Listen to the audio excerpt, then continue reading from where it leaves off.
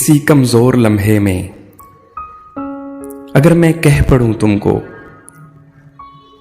मुझे तुमसे मोहब्बत है, तो हंसकर टाल देना बात मेरी और बताना कि मोहब्बत जिनसे होती है उन्हें आगाह नहीं करते कि आगाही मोहब्बत में गोया मौत होती है।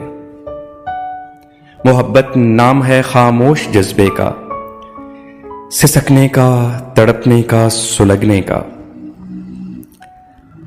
अगर बतलाओगे महबूब को चाहत के बारे में, वो तुमसे दूर जाएगा, वो तुमको छोड़ जाएगा, वो तुमको खास से यकदम ही बिल्कुल आम कर देगा, वो तुमको इश्क के बाजार में बेदाम कर देगा।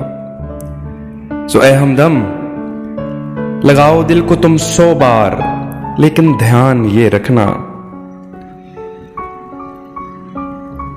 तुम्हारे दिल में जो ठहरे उसे ये मत बताना वो तुम्हारे दिल का बासी है।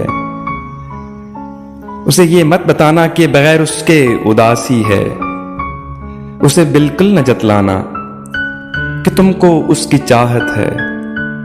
उसे बिल्कुल न बतलाना तुम्हें उससे मोहब्बत है।